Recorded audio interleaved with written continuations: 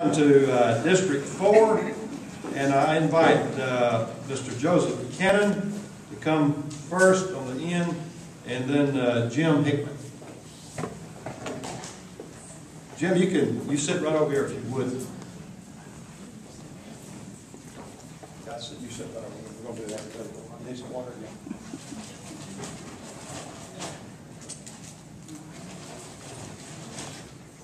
There you go.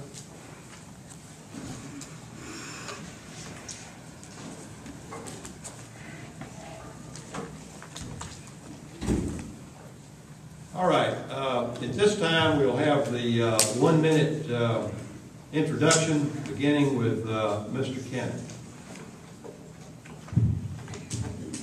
Hello, my name is Joseph Cannon. I'm the son of Billy and Hetty Lou Cannon. Anyone that knows Billy knows that he's about the hardest working man you know. And anyone that knows Hetty Lou knows that this 1 minute limit is going to be tough. But I have an absolutely beautiful wife, Alicia, that's here. And we have two wonderful children, Tanner and Alicia. Tanner's boy, he's 4, and I said Alicia again, and Addison, who is going to be 2 in October.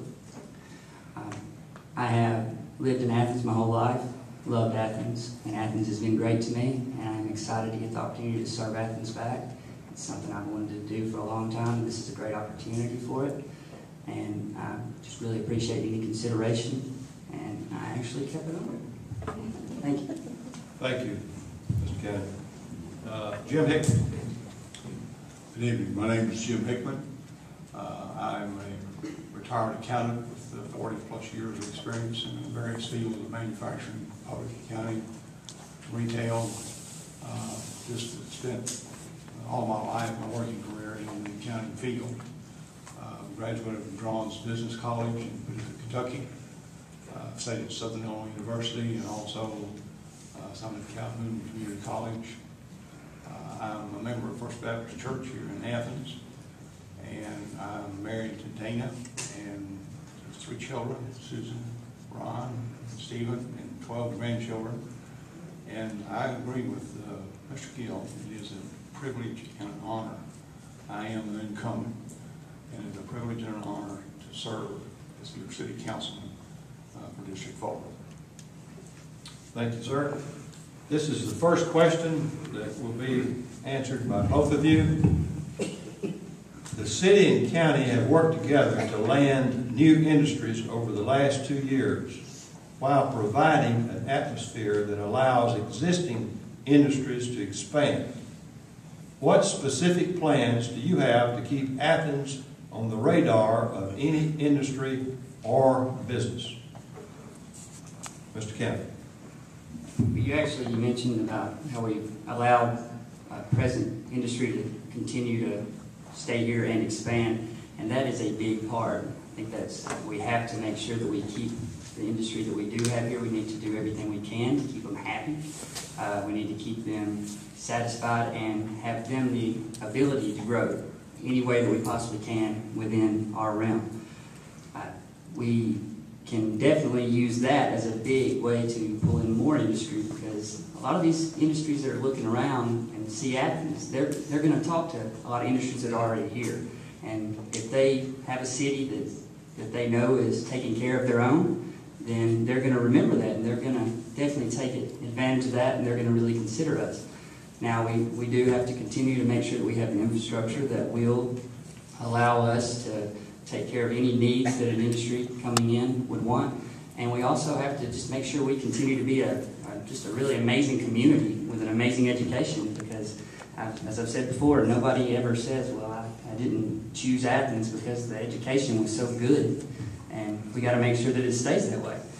And we got to continue with a lot of the things that other candidates said. We got to just keep promoting Athens, whether it's a Grease Festival or just making the point that we have a kiddie carnival in the middle of town. And just continue with all of that, and just support the community in any way we can, and just pretty much just show how great we are. And when you take that and add in any kind of expenditure we can do to make it just more promising for other industry to come in, then that's really a lot of the key ingredients that'll allow the companies to come on in and just grow with us. Thank you. Mr. Jim Hickman. I've been indicated in the past for some time now that I feel like that Athens is sitting in a gold mine in the geographic location that we're sitting in. When we look at Nashville and Birmingham, 90 miles away, Huntsville, Shoals area, the river is not but about 13 or 14 miles away. I think we're in an excellent geographic location to encourage industry to come into our city and into our county. I think that the work that's being done by our Economic Development Board and Tom Hill, I think they're doing a great job. There's room for improvement in anything we do, and I would like to see us personally, as far as attracting industry, I'd like to see us attract some retail. And primarily retail, we have to realize that retail generates sales tax revenues, and our largest single source of revenue for the city of Athens comes from sales tax. So I would like to see us encourage retail stores and chains to come into our community. But I think the main thing is just to keep working at what we're doing and trying to get industry to come into our great city. Thank you. Question number 2, beginning with Joseph Kennedy. Athens, like every other city in the state, has a long list of infrastructure improvements that need to be made, from replacing brittle clay sewer pipes to road improvement projects. In your opinion, what specific infrastructure improvements are at the top of your list in terms of need? Well, the very top of the list is going to be anything that involves public safety. You want to keep your family, yourself, your friends safe, and a big one of those would, of course, be roads.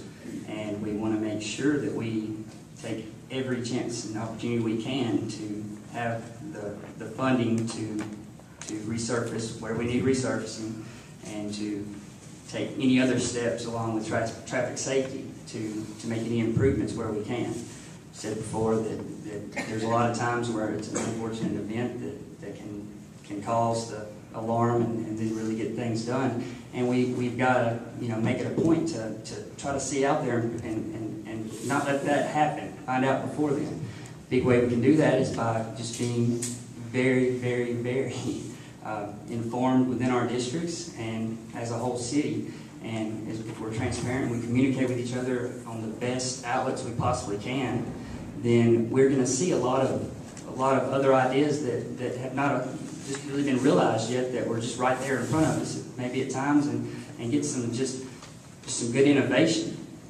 And so, kind of getting away from it, that is my top priority is anything with public safety. I do like the idea that one day we will be able to have the choice of getting on city sewer.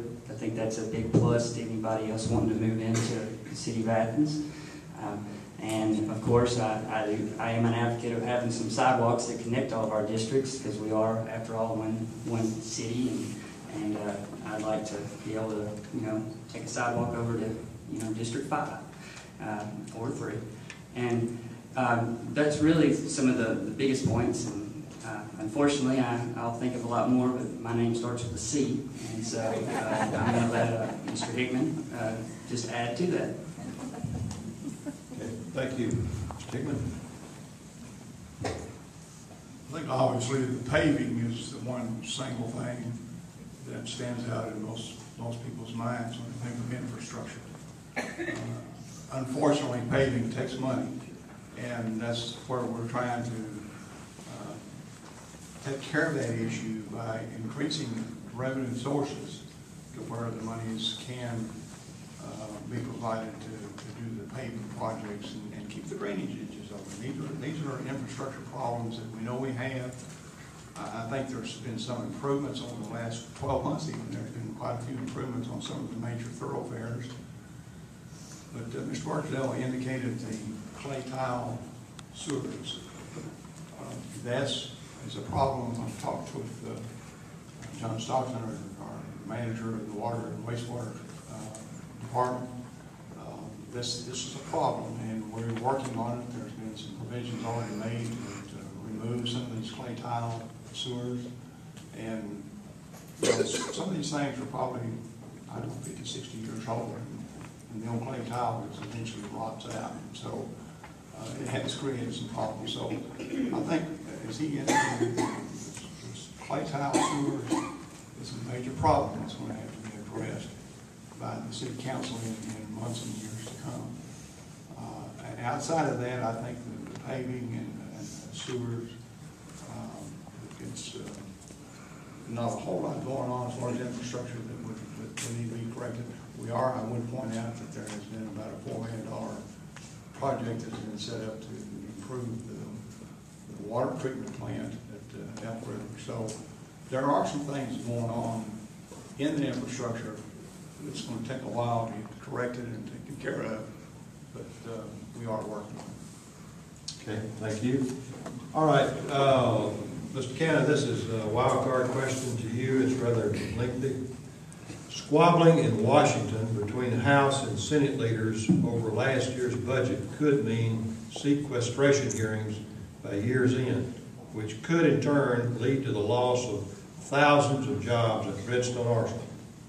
Many of Athens' citizens work in the government sector, and the loss of those jobs could have huge impact on local businesses and sales tax revenue. As a member of the City Council, what would you do to offset those potential lost revenues? Would you tighten the city's spending belt more or work to find new revenue streams? Please provide specifics.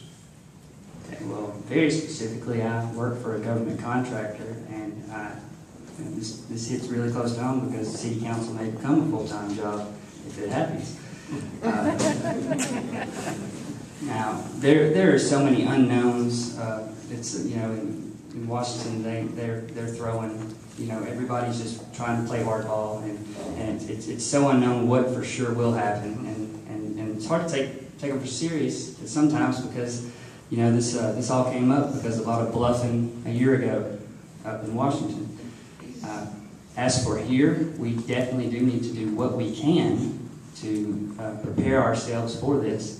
And a lot of it is to stay informed on everyone else to make sure they see that this is a possibility coming, because it will be, if the doomsday version of this happens, I mean, wow, it could be really bad. There are some contracts that are in Huntsville that will be protected by it. There is some money that is definitely guaranteed there, but I have to admit, I would probably, if I see it coming, I would want to tighten things up as much as we could, be as prepared as possible, and definitely just really thin down the priorities of what is most important. And I believe the people of the city would understand that, because we are a city of one. I mean, we have to try to protect Athens and protect each other as best we can. And that'd be one time that it was justified by just really trying to just pretty much go as tight of a budget as we could. And if things don't happen outside of that, then great, we got more money. We can go pave more roads. We can fix some clay sewers. And if they do happen, we'll be as prepared as we possibly can. And either way, it's going to be tough. I mean, it will be tough. That is a lot of money. I mean, that makes our budget look pretty small. So. Thank you. Wild card question to you, Mr. Jim Hickman. Because Athens City School is partially funded through city sales tax dollars, the city and its residents have a financial stake in the system. Many consider the school system to be one of the best in the state, but other school systems are embracing modern technology in the classroom. Huntsville City Schools, for instance, is providing laptops to students in higher grades. What can the city do to ensure each student in the system is on the cutting edge of technology in a 21st century learning environment? There is half, 50% of the sales tax revenues does get passed on to the city school system. Half of the alcohol tax goes to the city school system. So these are revenues that are provided by the city to support the school system, in addition to their other funding, obviously, from the state. As far as the furnishing the computers for all the students, and I realize this is cutting edge, I'm not sure that the city is in a position at this time to